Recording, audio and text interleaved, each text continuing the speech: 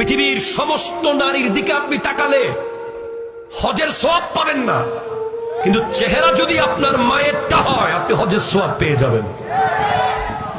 পৃথিবীর সমস্ত পুরুষের দিকে তাকিয়ে থাকেন, হজের সওয়াব দিবে কোনো কোথাও লেখা নাই, কিন্তু আপনার বাবার চেহারার দিকে তাকিয়ে যদি মুস্কি হাসতে পারেন হজের সওয়াব পাবেন।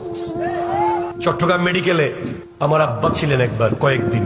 পাশের বেডে একটা প্রতিবন্ধী ছেলে ছিল, যাকে দিয়ে পৃথিবীতে আর কখনো কোনো কিছু ইনকাম করার পাওয়ার আশা নাই, কিন্তু মা সারা রাত পাশে বসা, ছেলে একটু আওয়াজ করলেই মা ঝাঁপ দিয়ে ওঠে।